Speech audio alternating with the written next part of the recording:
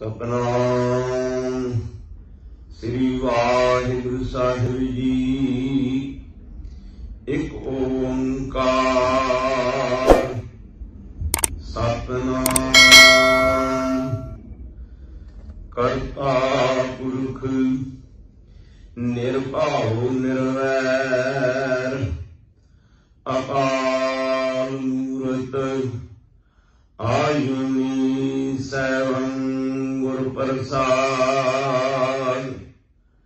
ਗਿਆਨ ਅੰਜਨ ਗੁਰ ਦੀਆ ਅਗਿਆਨ ਅੰਧੇਰ ਵਿਨਾਸ਼। ਹਰਿ ਕਿਰਪਾ ਤੇ ਸੰਤ ਭੇਟੇ ਨਾਨਕ ਮਨ ਪਰਗਾਸ। ਗਿਆਨ ਅੰਜਨ ਗੁਰ ਦੀਆ ਅਗਿਆਨ ਅੰਧੇਰ ਵਿਨਾਸ਼। ਹਰਿ ਕਿਰਪਾ ਤੇ ਸੰਤ ਭੇਟੇ ਨਾਨਕ ਮਨ ਪ੍ਰਗਾਸ। ਸ੍ਰੀ ਨਾਨਕ ਪਰਸ਼ੋਤਮ ਪਰੰਪਰਾ ਮਨਨਾਥ। ਜੁਗਲ ਚਰਨ ਬੰਦਨ ਧਰ ਪਰ ਧਰ ਕਰ ਮਾਤ। ਸ੍ਰੀ ਨਾਨਕ ਸੁਖ ਸਿੰਧ ਕੋ ਹੱਥ ਜੋੜ ਪ੍ਰਣਾਮ। ਜਿਸ ਕਰਣਾ ਤੀ ਵਡਿਆਗੀ ਪਾਵਹਿ ਗਤ ਵਿਸਰਾਮ। ਜਿਸ ਕਰਣਾ ਤੇ ਵਡਿਆਗੀ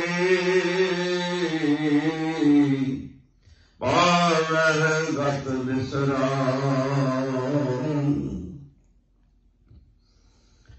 ਸਤਨਾਮ ਸ੍ਰੀ ਵਾਹਿਗੁਰੂ ਸਾਹਿਬ ਜੀ। ਸਰੋਪ ਮਹਲਾ ਪਹਿਲਾ। ਖਟਿਓ ਜੰਮੇ ਖਟੇ ਕਰਨ ਆ ਖਟਿਆਂ ਵਿੱਚ ਪਾਹੀ। ਧੋਤੈ ਮੂਲ ਉਤਰੈ ਹੈ ਜੀ ਸੌ ਧੋਵਣ ਪਾਹੀ।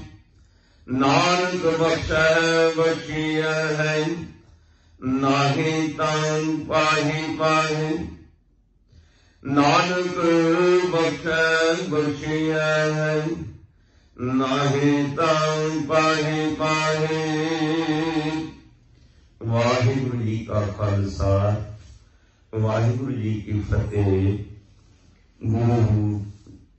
ਗੁਰੂ ਸਰੂਪ ਸਤ ਸੰਗੀ ਜਨੋ, ਆਪ ਜੀ ਨੇ ਜੋ ਕਿ ਕਿਤਨੇ ਸਮੇਂ ਤੋਂ ਜੁਗੋ ਜੁਗ ਅਟਲ ਆਦਿ ਸ੍ਰੀ ਗੁਰੂ ਗ੍ਰੰਥ ਸਾਹਿਬ ਮਹਾਰਾਜ ਜੀ ਦੇ ਦੂਸਰੇ ਰਾਗ ਦੀ ਵਾਰ ਮਾਝ ਰਾਗ ਦੀ ਵਾਰ ਦਾ ਲੜੀਵਾਰ ਵਿਚਾਰ ਆਰੰਭ ਹੈ। ਲੜੀ ਮੁਤਾਬਕ ਅੱਜ ਮਾਝ ਕੀ ਵਾਰ ਦੀ 24ਵੀਂ ਪੌੜੀ ਦਾ ਵਿਚਾਰ ਆਰੰਭ ਹੈ। ਆਪ ਜੀ ਨੇ 24ਵੀਂ ਪੌੜੀ ਦਾ ਪਹਿਲੇ ਸ਼ਲੋਕ ਦਾ ਮੂਲ ਪਾਠ ਸਰਵਣ ਕੀਤਾ ਹੈ। ਆਪ ਸਰਵਣ ਕਰੋ। ਜਗਤ ਗੁਰੂ ਬਾਬਾ ਸਮੁੱਚੀ ਮਾਨਵਤਾ ਮਨੁੱਖਤਾ ਨੂੰ ਕੀ ਉਪਦੇਸ਼ ਬਖਸ਼ਿਸ਼ ਕਰਦੇ ਹਨ। ਸ਼ਲੋਕ ਮਹਲਾ ਪਹਿਲਾ। ਖਟਿਓ ਜਮੇ ਖਟੇ ਕਰਨ ਤਾਂ ਖਟਿਆਂ ਵਿੱਚ ਪਾਹੀ। ਖਟਿਓ ਜੰਮੇ ਖਟੇ ਕਰਨ। ਖਟਿਓ ਗੁਨਾਹਾਂ ਦੇ ਵਿੱਚੋਂ ਪਾਪਾਂ ਦੇ ਵਿੱਚੋਂ ਜਨਮ ਹੋਣਾ। ਖਟਿਓ ਜੰਮੇ ਖਟੇ ਕਰਨ। ਜਿਹੜੇ ਪਾਪਾਂ ਦੇ ਵਿੱਚੋਂ ਜਿਹਨਾਂ ਨੇ ਜਨਮ ਲਿਆ ਹੈ ਉਹ ਪਾਪਾਂ ਦੇ ਵਿੱਚ ਹੀ ਪ੍ਰਵਿਰਤ ਰਹਿੰਦੇ ਨੇ। ਹੁਣ ਪਾਪਾਂ ਦੇ ਵਿੱਚੋਂ ਜਨਮ ਕਿਵੇਂ ਲਿਆ ਹੈ? ਪਾਪਾਂ ਦੇ ਵਿੱਚੋਂ ਜਨਮ ਲੈਣ ਦਾ ਮਤਲਬ ਹੈ ਜਿਸ ਮਾਂ ਪਿਓ ਨੇ ਨੰਬਰ ਦਾ ਪੈਸਾ ਇਕੱਠਾ ਕੀਤਾ, ਲੋਕਾਂ ਦਾ ਹੱਕ ਮਾਰਿਆ, ਗਲਤ ਕੰਮ ਕੀਤੇ, ਘਰ ਦੇ ਵਿੱਚ ਪੈਸਾ ਲਿਆਂਦਾ, ਉਸ ਪੈਸੇ ਤੋਂ ਜੋ ਕੁਝ ਭੋਜਨ ਆਦਿਕ ਬਣਾ ਕੇ ਖਾਧਾ, ਉਸ ਦਾ ਰਸ ਪੈਦਾ ਹੋਇਆ, ਰਸ ਤੋਂ ਖੂਨ ਪੈਦਾ ਹੋਇਆ, ਖੂਨ ਤੋਂ ਅੱਗੇ ਫਿਰ ਇਹ ਮਾਤਾ ਪਿਤਾ ਦੇ ਬਿੰਦ ਤੋਂ, ਪਿਤਾ ਦੇ ਬਿੰਦ ਤੋਂ ਤੇ ਮਾਤਾ ਦੀ ਕੁੱਖ ਵਿੱਚ ਇਹ ਇਨਸਾਨ ਪੈਦਾ ਹੋਇਆ। ਉਸ ਇਨਸਾਨ ਨੇ ਵੀ ਪਾਪਾਂ ਦੇ ਦੌਲਤ ਇਕੱਠੀ ਕੀਤੀ ਹੋਈ,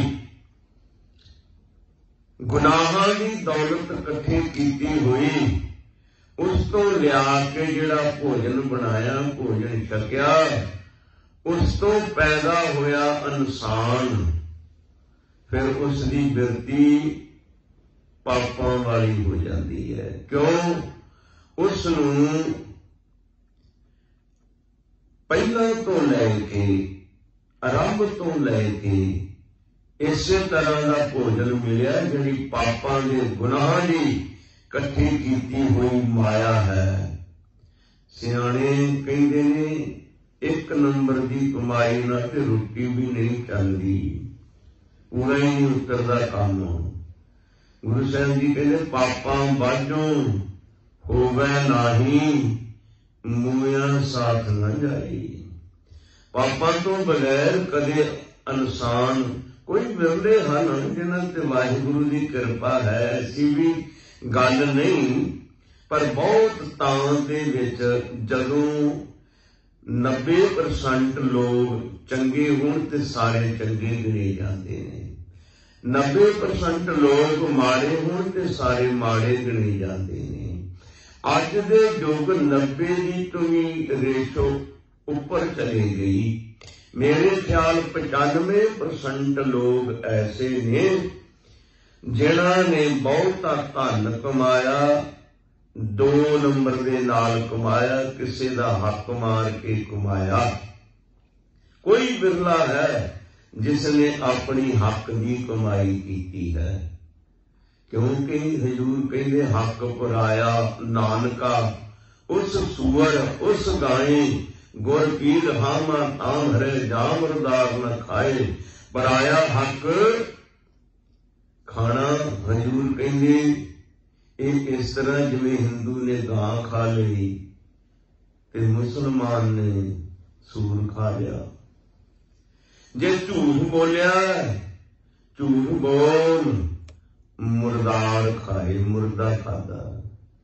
ਤੇ ਜਿਹੜੀ ਮਾਇਆ ਪਰਾਇਆ ਹੱਕ, ਕਿਸੇ ਦੀ ਖੂਨ ਪਰਸੀਨੇ ਦੀ, ਜਗਤ ਗੁਰੂ ਬਾਬੇ ਜੀ ਨੇ ਜਿਸ ਵੇਲੇ ਭਾਈ ਲਾਲੋ ਦੇ ਕੋਲ ਇਮਨਾਬਾਦ ਗਏ ਤੇ ਉੱਥੇ ਹੀ ਮਲਕ ਭਾਗੋ ਰਹਿੰਦਾ ਸੀ, ਉਸਨੇ ਬ੍ਰਹਮ ਭੋਜ ਕੀਤਾ ਤੇ ਜਗਤ ਗੁਰੂ ਬਾਬੇ ਨੇ ਬ੍ਰਹਮ ਭੋਜ ਛਕਣ ਤੋਂ ਇਨਕਾਰ ਕਰ ਦਿੱਤਾ। ਜਿਸ ਵੇਲੇ ਬਾਰ-ਬਾਰ ਕਹਿਣ ਤੇ ਜਗਤ ਗੁਰੂ ਬਾਬਾ ਜੀ ਨੂੰ ਮਲਕ ਭਾਗੋ ਨੇ ਬ੍ਰਹਮ ਭੋਜ ਵਿੱਚ ਬੁਲਾਇਆ ਤੇ ਇਹ ਪੁੱਛਿਆ ਵੀ ਤੁਸੀਂ ਵੇਖੋ ਇਸ ਮੇਰੇ ਬ੍ਰਹਮ ਭੋਜ ਦੇ ਵਿੱਚ ਬੜੇ ਬੜੇ ਮਹਾਤਮਾ ਲੋਕ, ਪੰਡਿਤ ਲੋਕ, ਦੂਰ ਦੂਰ ਤੋਂ ਲੋਕ ਆ ਕੇ ਮੈਂ ਨਾਨਾ ਪ੍ਰਕਾਰ ਦੇ ਭੋਜਨ ਤਿਆਰ ਕੀਤੇ ਨੇ, ਛਕਦੇ ਨੇ, ਤੇ ਤੁਸੀਂ ਮੇਰੇ ਨਾਨਾ ਪ੍ਰਕਾਰ ਦੇ ਭੋਜਨਾਂ ਨੂੰ ਇਨਕਾਰ ਕਰਦੇ ਹੋ ਕਿ ਅਸੀਂ ਨਹੀਂ ਛਕਣਾ ਤੇਰਾ ਬ੍ਰਹਮ ਭੋਜ। ਕਾਰਨ ਕੀ? ਜਗਤ ਗੁਰੂ ਬਾਬਾ ਕਹਿਣ ਲੱਗੇ ਵੀ ਤੇਰਾ ਬ੍ਰਹਮ ਭੋਜ ਜਿਹੜਾ ਇਹ ਹੱਕ ਦੀ ਕਮਾਈ ਦਾ ਨਹੀਂ।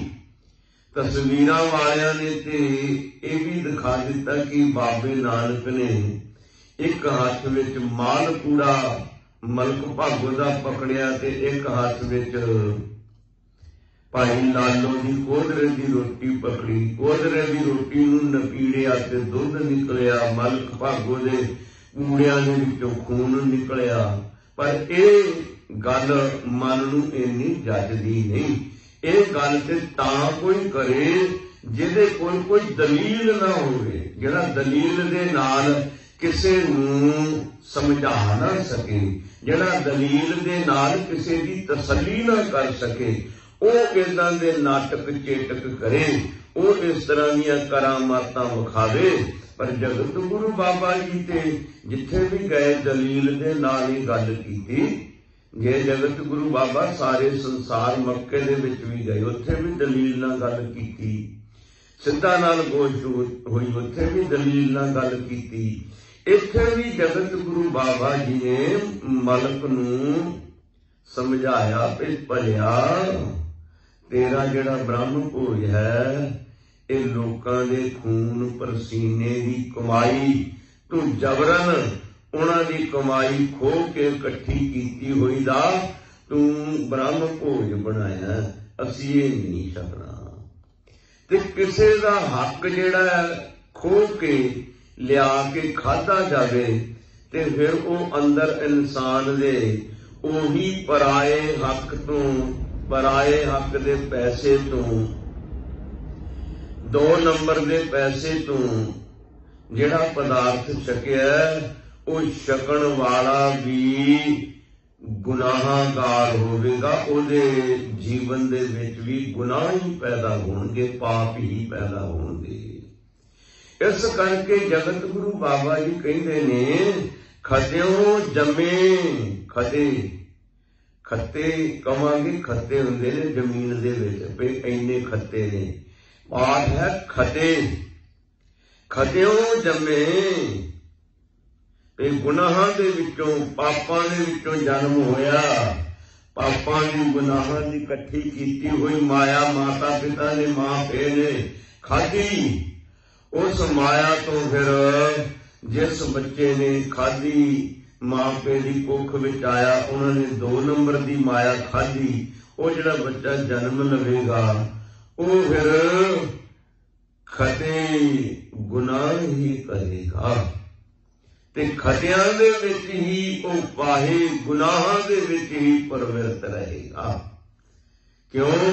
ਗੁਨਾਹਾਂ ਦੀ ਮਾਇਆ ਤੋਂ ਲਿਆ ਕੇ ਸਭ ਕੁਝ ਖਾਧਾ, ਉਸ ਤੋਂ ਪੈਦਾ ਹੋਇਆ ਬੱਚਾ ਗੁਨਾਹਾਂ ਪਾਪਾਂ ਨੂੰ ਹੀ ਫਾਲੋ ਕਰੇਗਾ। ਉਹਦਾ ਪਾਪਾਂ ਵਾਲਾ ਹੀ ਜੀਵਨ ਹੋਵੇਗਾ ਤੇ ਪਾਪ ਹੀ ਜੀਵਨ ਵਿੱਚ ਉਹ ਕਰੇਗਾ, ਉਹਦਾ ਜੀਵਨ ਐਸਾ ਹੀ ਹੋਵੇਗਾ। ਤੇ ਜਗਤ ਗੁਰੂ ਬਾਬਾ ਜੀ ਕੀ ਕਹਿੰਦੇ ਨੇ, ਧੁੱਤੇ ਮੂਰਨ ਉਤਰੈ ਜੇ ਸੌ ਧੁਣ ਪਾਏ। ਜਿਹੜਾ ਇਸ ਤਰ੍ਹਾਂ ਦਾ ਇਨਸਾਨ 2 ਨੰਬਰ ਦੀ ਪਰਾਏ ਹੱਕ ਦੀ ਮਾਇਆ ਇਕੱਠੀ ਕਰਦਾ, ਬੁਰੇ ਕੰਮ ਕਰਦਾ, ਉਹਦੇ ਪਾਪ ਗੁਨਾਹ ਕਦੇ ਬਖਸ਼ੇ ਨਹੀਂ ਜਾਂਦੇ। ਜਿੰਨੀ ਮਰਜ਼ੀ ਉਹ ਤੀਰਥ ਯਾਤਰਾ ਕਰ ਲਵੇ, ਤੀਰਥ ਇਸ਼ਨਾਨ ਕਰ ਲਵੇ, ਪਿੰਡੇ ਨੂੰ ਭਾਵੇਂ 100 ਵਾਰੀ ਧੋ ਲਵੇ, ਸਰੀਰ ਦੇ ਇਸ਼ਨਾਨ 100 ਵਾਰੀ ਕਰਾ ਲਵੇ, ਉਹ ਕਦੇ ਵੀ ਉਹ ਪਵਿੱਤਰ ਨਹੀਂ ਹੋ ਸਕਦਾ, ਉਹਦਾ ਜੀਵਨ ਵੀ ਪਵਿੱਤਰ ਨਹੀਂ ਹੋ ਸਕਦਾ। ਜਿਹਦਾ ਜੀਵਨ ਹੀ ਪਾਪਾਂ ਵਾਲਾ ਹੈ, ਪਾਪ ਕਰੀ ਪੰਚਾਂ ਕੀ ਬਾਸਰੀ, ਤੀਰਥ ਨਹਾਏ ਕਹਿ ਸਭ ਉਤਰੇ, ਬਹੁਤ ਕਮਾਵੇ ਹੋਏ ਨਿਸੰਕ, ਜੰਪੁਰ ਬਾੜ ਖਰੇ ਕਾਲੰਕ। ਪਾਪ ਕਰੇ ਪੰਚਾਂ ਕੇ ਬਾਸਰੇ, ਪਾਪ ਤੇ ਕਰਦਾ ਪੰਜਾਂ ਦੇ ਅਧੀਨ ਹੋ ਕੇ। ਪਾਪ ਕਰੇ ਪੰਚਾਂ ਕੇ ਬਾਸਰੇ, ਤੀਰਥ ਨਹਾਏ ਕਹੇ ਸਭ ਉਤਰੇ। ਪੰਜਾਂ ਦੇ ਵਸ ਹੋ ਕੇ ਪਾਪ ਕਰਦਾ ਤੇ ਤੀਰਥ ਤੇ ਇਸ਼ਨਾਨ ਕਰਕੇ ਕਹਿੰਦਾ ਵੀ ਹੁਣ ਪਾਪ ਉਤਰ ਗਏ। ਪਾਪ ਕਰੇ ਪੰਚਾਂ ਕੇ ਬਾਸਰੇ, ਤੀਰਥ ਨਹਾਏ ਕਹੇ ਸਭ ਉਤਰੇ, ਬਹੁਤ ਕਮਾਵੇ ਹੋਏ ਨਿਸੰਕ। ਮੁੜ ਨਿਸ਼ੰਗ ਹੋ ਕੇ ਫਿਰ ਪਾਪ ਕਰਨ ਲੱਗ ਪੈਂਦਾ ਵੀ ਹੁਣ ਤੇ ਮੈਂ ਤੀਰਥ ਯਾਤਰਾ ਕਰਕੇ ਆਇਆ, ਤੀਰਥ ਇਸ਼ਨਾਨ ਕਰਕੇ ਮੇਰੇ ਪਾਪ ਤੇ ਦੂਰ ਹੋ ਗਏ, ਗੁਨਾਹ ਦੂਰ ਹੋ ਗਏ, ਹੋਰ ਕਰਨ ਲੱਗ ਪੈਂਦਾ। ਬਹੁਤ ਕਮਾਵੇ ਹੋਏ ਨਿਸ਼ੰਗ, ਜੰਪੁਰ ਬਾੜ ਖਰੇ ਕਾਲੰਕ। ਅਖੀਰ ਜਮਾਂ ਦੀ ਫਾਹੀ ਕਾਲ ਵਿੱਚ ਪਵੇਗੀ। ਤੀਰਥ ਤੇ ਇਸ਼ਨਾਨ ਕਰਨ ਦੇ ਨਾਲ ਪਾਪਾਂ ਦੀ ਮੈਲ ਉਤਰਦੀ ਨਹੀਂ, ਸਮਾਂ ਦੂਣੀ ਚੜ ਜਾਂਦੀ ਹੈ। ਹਜ਼ੂਰ ਬਾਣੀ ਦੇ ਅੰਦਰ ਕਹਿੰਦੇ ਨੇ ਕਿ ਇਨਸਾਨ ਸਮਝਦਾ ਵੀ ਮੈਂ ਤੀਰਥ ਤੇ ਇਸ਼ਨਾਨ ਕਰਾਂ ਤੇ ਮੇਰੇ ਸ਼ਾਇਦ ਪਾਪ ਕੱਟੇ ਜਾਣਗੇ, ਪਾਪ ਧੋਤੇ ਜਾਣਗੇ। ਇਹ ਤੀਰਥਾਂ ਤੇ ਇਸ਼ਨਾਨ ਕਰਨ ਦੀ ਤਿਆਰੀ ਕਰਦਾ, ਜਾਂਦਾ ਇਸ਼ਨਾਨ ਕਰਨ ਵਾਸਤੇ। ਤੇ ਹਜ਼ੂਰ ਕਹਿੰਦੇ ਨੇ ਭਲਿਆ ਤੀਰਥਾਂ ਤੇ ਇਸ਼ਨਾਨ ਕਰਨ ਦੇ ਨਾਲ ਪਾਪ ਨਹੀਂ ਦੂਰ ਹੁੰਦੇ। ਇੱਕ ਵਾਰੀ ਕਬੀਰ ਮਹਾਰਾਜ ਜੀ ਦੇ ਕੋਲ ਇੱਕ ਜਥਾ ਆ ਗਿਆ, ਕਹਿਣ ਲੱਗਾ ਮਹਾਰਾਜ ਚਲੋ ਤੁਹਾਨੂੰ ਤੀਰਥਾਂ ਦੇ ਇਸ਼ਨਾਨ ਕਰਵਾ ਲਈਏ। ਕਬੀਰ ਜੀ ਕਹਿੰਦੇ ਵੀ ਇੱਥੇ ਸੰਗਤਾਂ ਆਉਂਦੀਆਂ ਨੇ, ਉਹਨਾਂ ਨੂੰ ਮਿਲੀ ਗਿਲੀਦਾ ਵੀ ਮੁੜ ਕੇ ਔਖਾ ਹੋ ਜਾਏਗਾ ਕੰਮ, ਤੁਸੀਂ ਇਸ਼ਨਾਨ ਕਰਿਆਓ। ਤੇ ਇਸ ਤਰ੍ਹਾਂ ਕਰੋ, ਇਹ ਤੁੰਬੀ ਹੈ, ਇਹ ਜਿਹੜੀਆਂ ਨਾ ਅੱਲਾਂ ਹੁੰਦੀਆਂ, ਵੱਡਾ ਵੀ ਕਹਿੰਦੇ ਨੇ, ਲੌਕੀ ਵੀ ਕਹਿ ਦਿੰਦੇ ਨੇ ਉਹਨੂੰ। ਲੌਕੀ ਅਕਸਰ ਤੀਰਥ ਨਹਾਈ, ਕੌੜਾ ਪਨ ਤਉ ਨ ਜਾਈ। ਲੌਕੀ ਤੁੰਬੀ ਵੀ ਕਹਿ ਦਿੰਦੇ ਨੇ ਉਹਨੂੰ। ਤੇ ਹਜ਼ੂਰ ਕਹਿੰਦੇ, ਬਾਬਾ ਕਬੀਰ ਜੀ ਕਹਿੰਦੇ ਵੀ ਇਹ ਸਾਡੀ ਲੌਕੀ ਜਿਹੜੀ ਹੈ ਨਾ, ਤੁਸੀਂ ਇਹਨੂੰ ਲੈ ਜਾਓ, ਜਿੱਥੇ ਤੁਸੀਂ ਇਸ਼ਨਾਨ ਕਰੋਗੇ ਉੱਥੇ ਇਹਨੂੰ ਵੀ ਇਸ਼ਨਾਨ ਕਰਾ ਲਿਆਓ। ਤੇ ਵਾਪਸ ਹੁੰਦੇ ਸਾਨੂੰ ਮੋੜ ਜਾਓ। ਉਹ ਕਹਿਣ ਲੱਗੇ ਠੀਕ ਹੈ ਜੀ।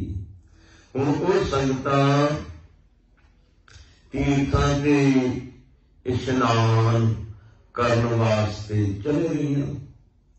ਜਿੱਥੇ ਆਪ ਇਸ਼ਨਾਨ ਕਰਨ ਉੱਥੇ ਉਹਨਾਂ ਲੋਕੀ ਨੂੰ ਵੀ ਇਸ਼ਨਾਨ ਕਰੋ। ਸਾਰੇ ਤੀਰਥਾਂ ਤੋਂ ਇਸ਼ਨਾਨ ਕਰਕੇ ਲੋਕੀ ਨੂੰ ਵੀ ਤੀਰਥਾਂ ਤੇ ਇਸ਼ਨਾਨ ਕਰਵਾਏ ਤੇ ਵਾਪਸ ਆ ਗਏ। ਵਾਪਸ ਆ ਕੇ ਉਹ ਲੋਕੀ ਕਬੀਰ ਜੀ ਨੂੰ ਕਹਿੰਦੇ, ਲਓ ਮਹਾਰਾਜ ਇਹ ਲੌਕੀ ਲਓ ਜਿਹੜੀ ਤੁਸੀਂ ਸਾਨੂੰ ਦਿੱਤੀ ਸੀ ਵੀ ਤੀਰਥਾਂ ਤੇ ਇਸ਼ਨਾਨ ਤੁਸੀਂ ਵੀ ਕਰੋ ਤੇ ਇਹਨੂੰ ਵੀ ਕਰਾ ਲਿਓ। ਅਸੀਂ ਹਰ ਇੱਕ ਤੀਰਥ ਤੇ ਇਸ਼ਨਾਨ ਇਹਨੂੰ ਕਰਾਇਆ।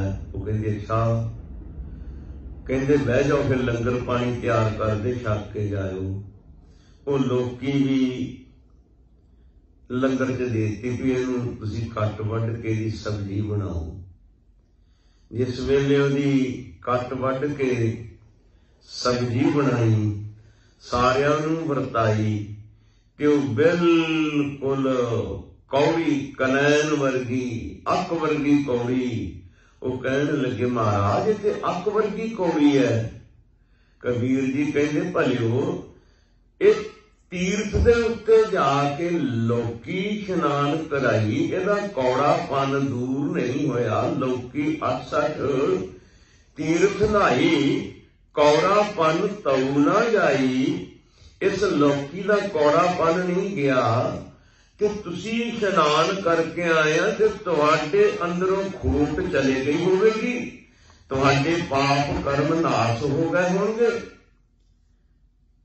ਉਹ ਕਹਿੰਦੇ ਜੀ ਕੀ ਕਹਿ ਸਕਦੇ। ਕਹਿੰਦੇ ਦੇਖੋ ਫਿਰ ਇਹ ਲੌਕੀ ਖਾ ਕੇ ਤੁਸੀਂ ਕੁੜੱਤਣ ਨਹੀਂ ਗਈ ਨਹੀਂ। ਜੇ ਲੌਕੀ ਦੀ ਕੁੜੱਤਣ ਨਹੀਂ ਗਈ ਤੇ ਤੁਹਾਡੇ ਅੰਦਰ ਕਿੱਦਾਂ ਸਾਫ਼ ਹੋ ਗਿਆ ਫਿਰ। ਸੋ ਕਹਿਣ ਤੋਂ ਮੁਰਾਦ ਹੈ ਜਿੰਨਾ ਮਰਜੀ ਇਹ ਇਨਸਾਨ ਤੀਰਥਾਂ ਦੇ ਉੱਤੇ ਇਸ਼ਨਾਨ ਕਰ ਲਵੇ, ਜਿੰਨਾ ਮਰਜੀ ਘੁੰਮ ਫਿਰ ਲਵੇ, ਇਹਦੇ ਜਿਹੜੇ ਪਾਪ ਨੇ ਧੋਤੇ ਮੂਲ ਨਾ ਉਤਰੈ।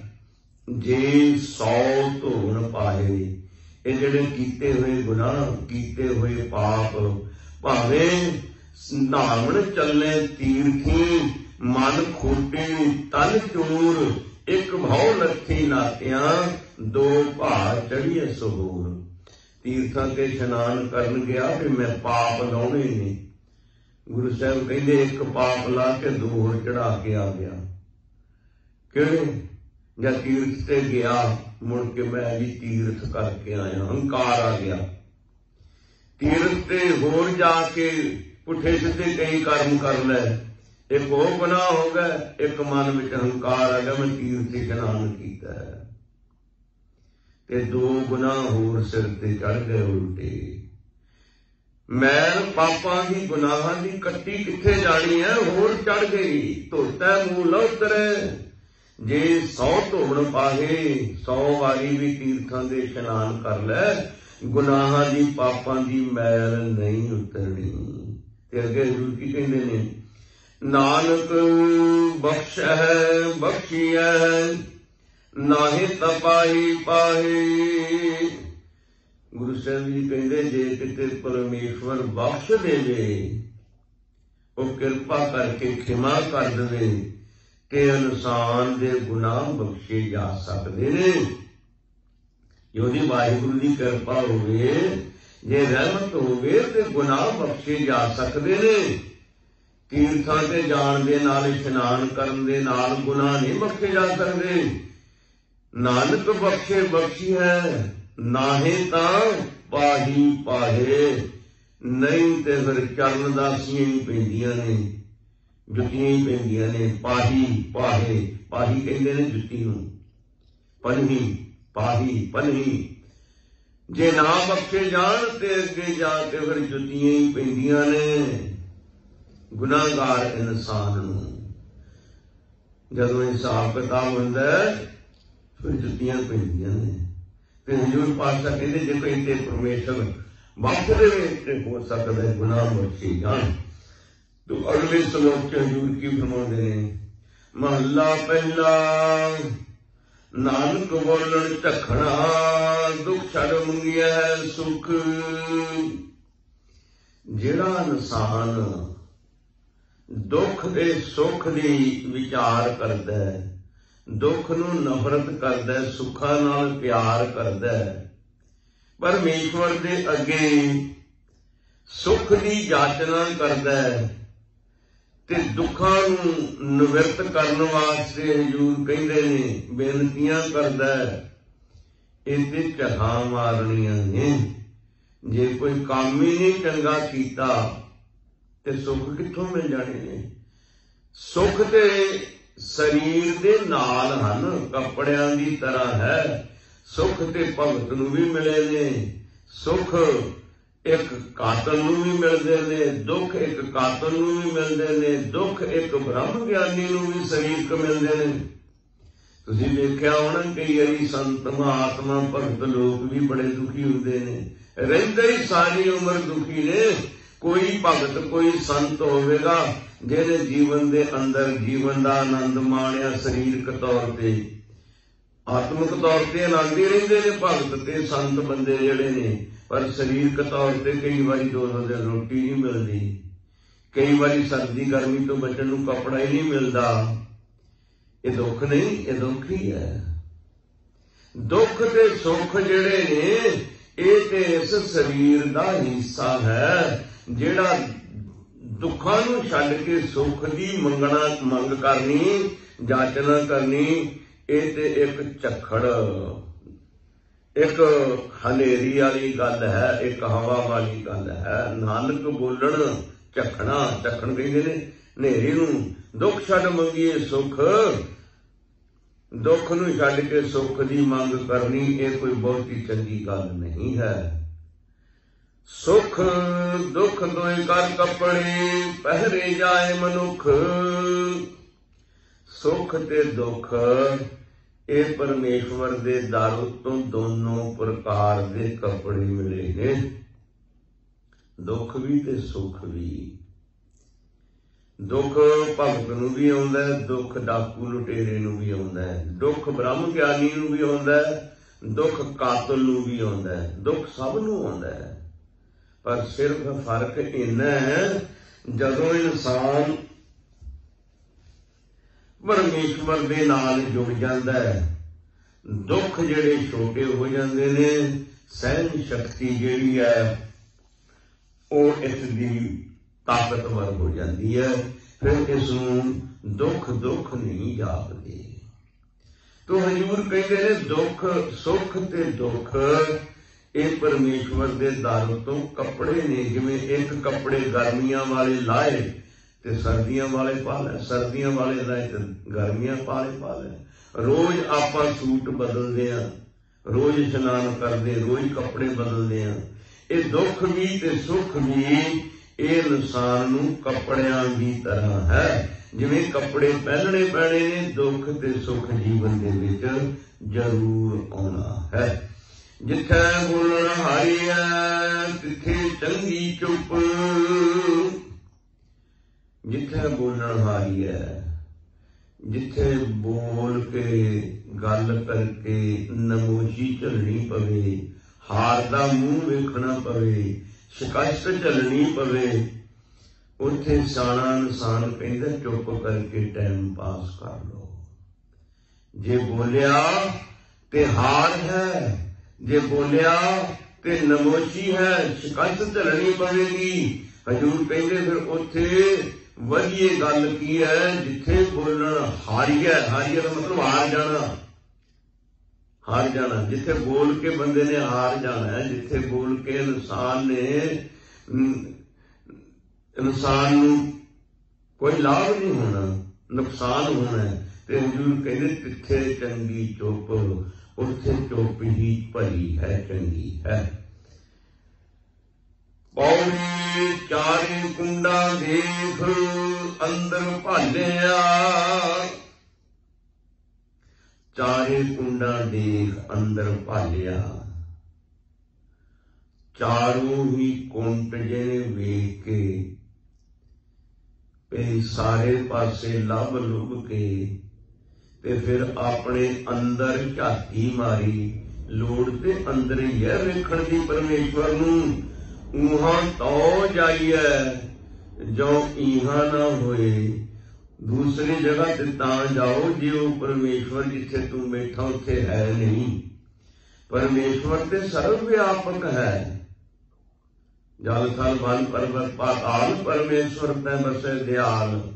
घट घट में हर जू बसे संतन के हो पुकार।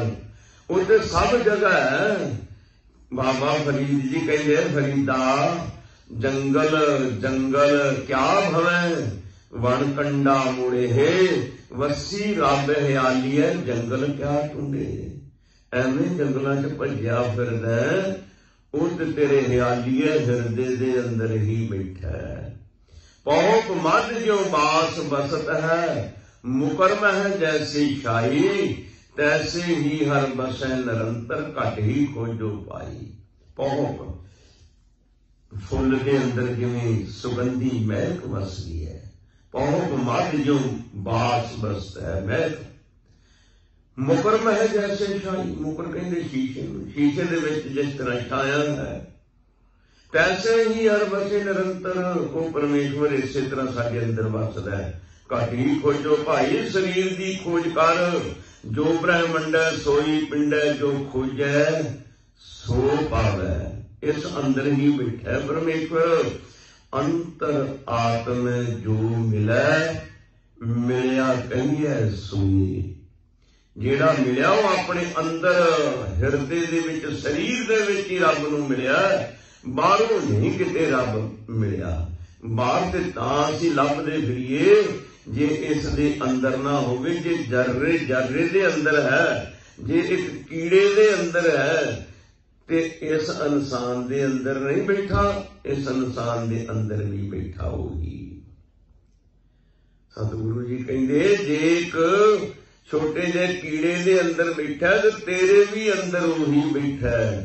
सिर्फ तेनू अंदर झाती मारन दी लोड़ है, अंदर जान दी लोड़ है। बाहर ना भाल, बाहर ना लभ, बाहर नहीं परमेश्वर किते भी, वो तेरे अंदर ही है। तू उसदा ही रूप है।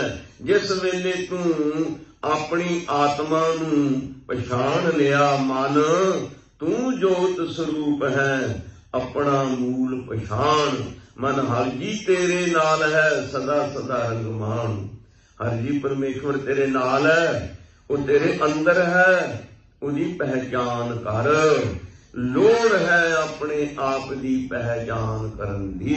जिस दिन इन्हें अपने आप की पहचान कर ली, यात्रा जिहड़ी है अंदरों ही शुरू होनी ते अंदर ही समाप्त हो जानी है।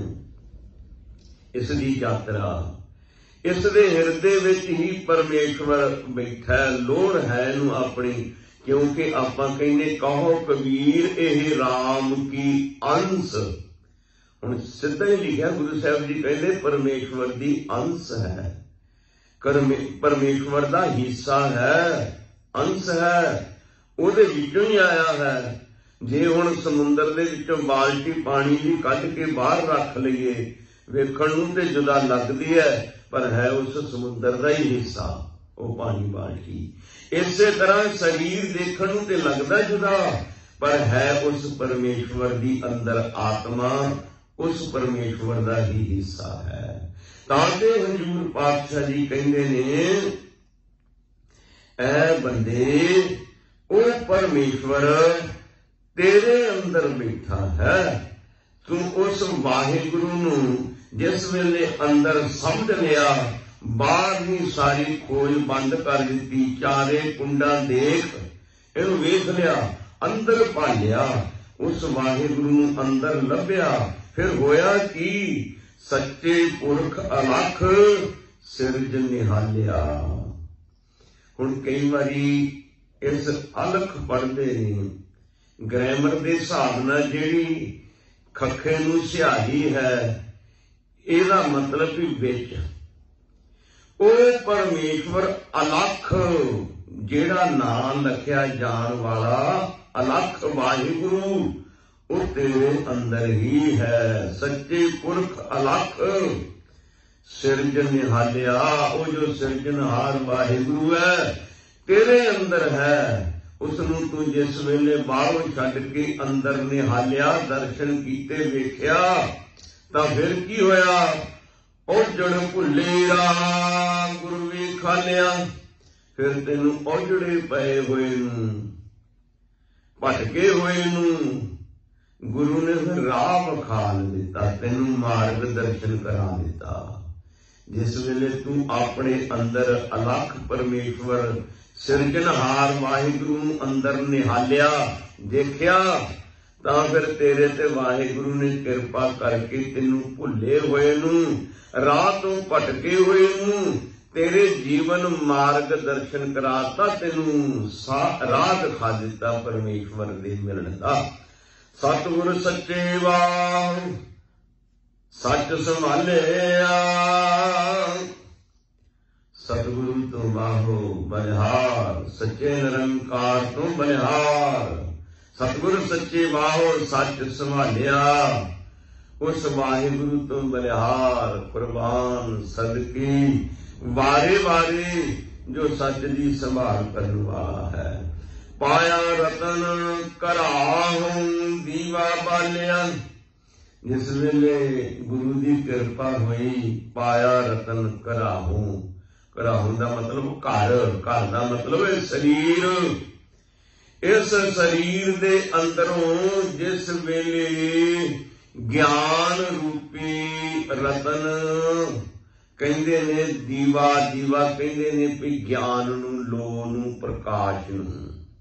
ਜਿਸ ਵੇਲੇ ਗਿਆਨ ਦਾ ਦੀਵਾ ਅੰਦਰ ਬਲਿਆ, ਪ੍ਰਕਾਸ਼ ਹੋਇਆ, ਤਾਂ ਫਿਰ ਅੰਦਰੋਂ ਹੀ ਗੁਰੂ ਮਿਲ ਗਿਆ, ਰੱਬ ਮਿਲ ਗਿਆ। ਪਾਇਆ ਰਤਨ, ਰਤਨ ਰੂਪੀ ਵਾਹਿਗੁਰੂ, ਰਤਨ ਰੂਪੀ ਗੁਰੂ ਇਸ ਸਰੀਰ ਦੇ ਵਿੱਚੋਂ ਮਿਲ ਗਿਆ। ਜਿਸ ਵੇਲੇ ਗਿਆਨ ਰੂਪੀ ਦੀਵਾ ਬਲਿਆ, ਗੁਰੂ ਨੇ ਕਿਰਪਾ ਕੀਤੀ, ਬਖਸ਼ਿਸ਼ ਕੀਤੀ, ਤਾਂ ਫਿਰ ਇਸ ਦੇ ਅੰਦਰੋਂ ਹੀ ਵਾਹਿਗੁਰੂ ਦੇ ਦੀਦਾਰ ਹੋ ਗਏ। ਸੱਚੇ ਸ਼ਬਦ ਸਲਾਹ ਸੁਖੀਏ ਸੱਚ ਵਾਲਿਆ। ਜਿਹੜੇ ਸੱਚੇ ਸ਼ਬਦ ਦੀ ਸਲਾਹ ਸਿਫਤ ਕਰਦੇ ਨੇ, ਸੁਖੀਏ ਸੱਚ ਵਾਲਿਆ, ਉਹ ਸੱਚ ਵਾਲੇ ਲੋਕ ਸਦਾ ਹੀ ਸੁਖੀ ਰਹਿੰਦੇ ਨੇ। ਮੈਂ ਪਹਿਲਾਂ ਅਰਜ਼ ਕੀਤੀ, ਦੁੱਖ ਤੇ ਸੁੱਖ ਸਾਰਿਆਂ ਨੂੰ ਆਉਂਦਾ ਹੈ, ਪਰ ਜਿਹੜੇ ਸ਼ਬਦ ਦੇ ਨਾਲ ਜੁੜ ਜਾਂਦੇ ਨੇ, ਗਿਆਨ ਦੇ ਨਾਲ ਜੁੜ ਜਾਂਦੇ ਨੇ, ਜਿਹੜੇ ਗੁਰੂ ਨਾਲ ਜੁੜ ਜਾਂਦੇ ਨੇ, ਉਹਨਾਂ ਨੂੰ ਵੀ ਦੁੱਖ ਆਉਂਦਾ ਹੈ, ਪਰ ਉਹਨਾਂ ਦੀ ਆਤਮਾ ਇਤਨੀ ਉੱਚੀ ਹੋ ਜਾਂਦੀ ਹੈ, ਸੁਰਤ ਇਤਨੀ ਬਲਵਾਨ ਹੋ ਜਾਂਦੀ ਹੈ, ਦੁੱਖ ਉਹਨਾਂ ਨੂੰ ਦੁੱਖ ਜਾਪਦਾ ਹੀ ਨਹੀਂ। ਆਤਮਾ ਇੰਨੀ ਬਲਵਾਨ ਹੁੰਦੀ, ਦੁੱਖ ਛੋਟਾ ਲੱਗਣ ਲੱਗ ਪੈਂਦਾ ਹੈ। ਜਿਵੇਂ ਹੁਣ ਭਾਈ ਤਾਰੂ ਸਿੰਘ ਦੀ ਆਤਮਾ ਪਰਮੇਸ਼ਵਰ ਨਾਲ ਮਿਲ ਗਈ, ਖੋਪਰੀ ਲਾ ਦਿੱਤੀ ਤਾਂ ਵੀ ਪ੍ਰਵਾਹ ਨਹੀਂ ਕੀਤੀ। ਭਾਈ ਮਨੀ ਸਿੰਘ ਦੇ ਬੰਦ ਕੱਟ ਤੇ ਪਾਵੀ ਤਾਂ ਵੀ ਪ੍ਰਵਾਹ ਨਹੀਂ ਕੀਤੀ। ਭਾਈ ਮਤੀ ਦਾਸ ਜੀ ਦੇ ਸੀਸ ਤੇ ਆਰਾ ਚੱਲ ਗਿਆ ਤਾਂ ਵੀ ਪ੍ਰਵਾਹ ਨਹੀਂ ਕੀਤੀ। ਭਾਈ ਦਿਆਲਾ ਜੀ ਨੂੰ ਉੱਪਰ ਦੀ ਦੇਗ ਚ ਉਠਾਤਾ ਤਾਂ ਵੀ ਪ੍ਰਵਾਹ ਨਹੀਂ ਕੀਤੀ। ਭਾਈ ਸਤੀਦਾਸ ਨੂੰ ਰੂਚ ਲਪੇਟ ਕੇ ਸਾੜ ਦਿੱਤਾ ਗਿਆ ਤਾਂ ਵੀ ਸੀ ਨਹੀਂ ਕੀਤੀ। ਗੁਰੂ ਅਰਜਨ ਦੇਵ ਸਾਹਿਬ ਮਹਾਰਾਜ ਤਤੀਆਂ ਲੋਹਾਂ ਤੇ ਉਬਲਦੀ ਦੇਗ ਵਿੱਚ ਬੈਠ ਗਏ, ਸੀ ਨਹੀਂ ਕੀਤੀ।